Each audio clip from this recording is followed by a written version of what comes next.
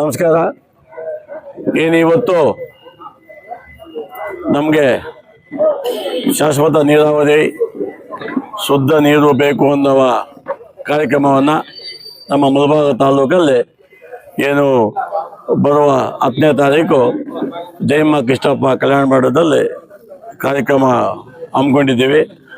ಅದರ ಸಲುವಾಗಿ ಪೂರ್ವ ಸಭೆ ಅಂತ ನಾವು ಇದು ಪೂರ್ವ ಸಭೆ ಮಾಡಿಕೊಂಡಿದ್ದಕ್ಕೆ ಈ ಸಭೆಗೆ ನೀವೆಲ್ಲ ನೋಡ್ತಾ ಇರೋದ ಎಲ್ಲ ಸಂಘಟನೆಗಳು, ರೈತ ಪರ, ಕನ್ನಡ ಪರ, ಎಲ್ಲ ಜಾಗೃತಿ ಪರ ಎಲ್ಲ ಸಂಘಗಳು ಬಂದು ಇಲ್ಲಿ ಪಾಲ್ಗೊಂಡು ಇದನ್ನು ಯಶಸ್ವಿಗೊಳಿಸೋಕ್ಕೆ ಎಲ್ಲ ಕೇಳಿಕೊಡಿಸಿದ್ದಾರೆ.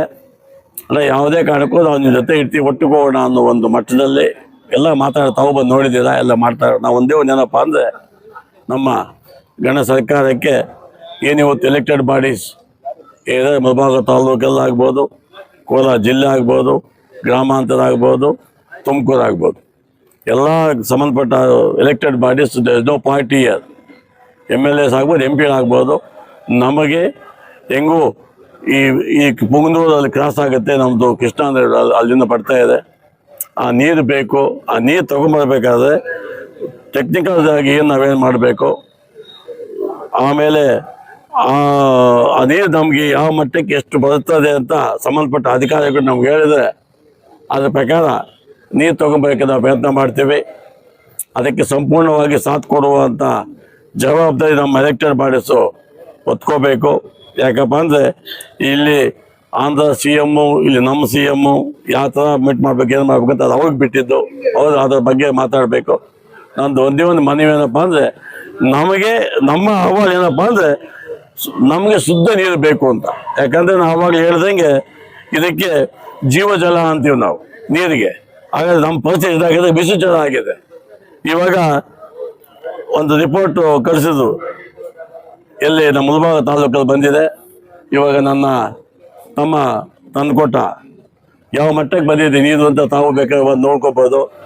ಹಂಗಾಗಿ ನಮಗೆ ಸಂಪೂರ್ಣವಾಗಿ ಶುದ್ಧ ನೀರು ಬೇಕು. We want A clear drinking water and irrigation purpose also.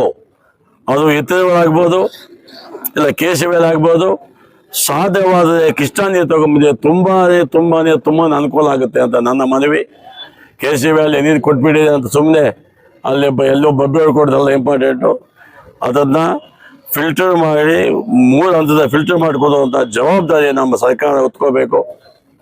ಅದನ್ನು ಸಂಪೂರ್ಣವಾಗಿ ಈ ಸಂಬಂಧಪಟ್ಟ ಅಧಿಕಾರಿಗಳಾಗ್ಬೋದು, ಮಿನಿಸ್ಟರ್ಸ್ ಆಗ್ಬೋದು, MLAs ಆಗ್ಬೋದು, ಅದಕ್ಕೆ ಆಶ್ವಾಸನೆ ಕೊಡಬೇಕು. ನಾವು ಮೀಟಿಂಗ್ ಮಾಡಬೇಕಾದ್ರೆ ಆ ಮೀಟಿಂಗ್ ಟೈಮಲ್ಲಿ ನಾವು ಕೊಡಬೇಕು in the front of all public and media. ಹಂಗಾಗಿ ಇವತ್ತು ನಮ್ಮ ತಾಲೂಕಲ್ಲಿ ಎಲ್ಲ ಸಂಘ ಸಂಸ್ಥೆಗಳು ಒಟ್ಟಾಗಿ ನಾವು ಏನು ಇವತ್ತು 10ನೇ ತಾರೀಕು ಜಯಮ್ಮ ಕೃಷ್ಣಪ್ಪ ಚೌಟಿನಲ್ಲಿ ಅದು ಉಚಿತವಾಗಿ ನಮ್ಮ ಕಳ್ಳ ಇದು ಕೊಟ್ಟಿದ್ದಾರೆ. ಪಾಪ ಯಾರೋ ನಮ್ಮ ಕೃಷ್ಣಪ್ಪ ಮಗ ಅಲ್ಲಿ ಚೌಟ್ರಿ ಕೊಟ್ಟಿದ್ದಾರೆ. ಸೊ ಹಂಗಾಗಿ ಆ ಚೌಟಲಕ್ಕೆ ಇದು ಮಾಡಿಕೊಂಡು ಅಲ್ಲಿ ನಾವು ರೂಪರೇಷ ಮಾಡ್ತೀವಿ, ಹೆಂಗೆ ಮಾಡಬೇಕು, ಏನು ಮಾಡಬೇಕು, ನಮ್ಮ ನೀರು ಬೇಕಾದ್ರೆ ಯಾವ ಮಟ್ಟಕ್ಕೆ ಓಡಾಡಬೇಕು ಅನ್ನೋ ಒಂದು ತೀರ್ಮಾನ ಅಲ್ಲಿ ತಗೊಳ್ತೀವಿ ನಾವು ಯಾವತ್ತು 10ನೇ ತಾರೀಕು.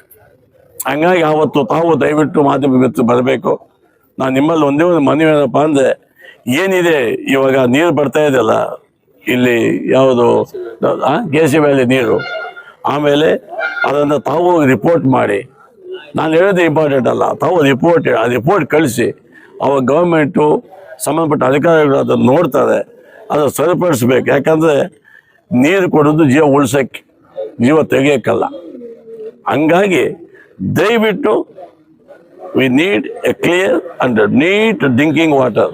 ನೀವು ಎಷ್ಟೇ ಕೊಡಿ ತೊಂದರೆ ಇಲ್ಲ, ಸುಮ್ಮನೆ ನಾಮಕಾವಸ್ಥೆಗೆ ಬೇಡ ಅಂತ. ನಾವು ಜನ ಬದುಕಿದ್ದೀವಿ ಸ್ವಾಮಿ, ನೀರು ಕುಡಿಲೇಬೇಕು ಪ್ರತಿಯೊಬ್ಬರು, ಬಡವ ಆಗ್ಬೋದು, ಬದಿದಾಗ್ಬೋದು. Without water there is no life. ಅಂಥ ವಾಟರನ್ನು ಕೊಡಬೇಕು, ಸ್ವಚ್ಛವಾಗಿ ಕೊಡಬೇಕು ಅಂತ ನಿಮ್ಮ ಮುಖಾಂತರ ನಾನು ಮದುವೆ ಮಾಡ್ಕೊಳ್ತಾ ಇದ್ದೀನಿ. ಬರ್ಬೋದು, ನಮಗೆ ಚಿತ್ರದುರ್ಗ ಬರ್ತಾಯಿದೆ, ತುಮಕೂರು ಬರ್ತಾಯಿದೆ, ಕೋಲಾರ, ಚಿಕ್ಕಬಳ್ಳಾಪುರ ಎಲ್ಲ ಬರ್ತಾರೆ, ಬೆಂಗಳೂರು ಗ್ರಾಮಾಂತರ. ಇವತ್ತು ಅಲ್ಲಿ ಏನಾಗಿದೆ ಅಂದರೆ, ಇವತ್ತು ಮತ್ತೆ ಆಲಮಟ್ಟಿ ಡ್ಯಾಮ್ ಹಚ್ಬೇಕಾದ್ರೆ ಒಂದು ಸುಮಾರು 1,000 ಕೋಟಿ ಅಂತ ಮಾಡ್ತಾ ಇದ್ದಾರೆ. ಡಿಸಿಲ್ಟಿಂಗ್ ಮಾಡಬೇಕಾದ್ರೆ ಮಾಡಲಿ, ಅದು ನಮ್ಮ ರಾಜ್ಯನೇ. ಆದರೆ ನಮಗೆ ಕೊಡ್ತಾ ಇದ್ದಾರೆ. 5% ಕೊಟ್ಟರೆ ಸಾಕು, ಅಲ್ಲಿ ಕೊಟ್ಟಿರೋದು ದುಡ್ಡು ನಮಗೆ, ನಾವು ಇಲ್ಲಿ ಆರಾಮಾಗಿ ಬದುಕೋಬೋದು. ಮತ್ತೆ ಇನ್ನೊಂದು ಅಪೀಲ್ ಏನಂತ ಹೇಳಿದ್ರೆ,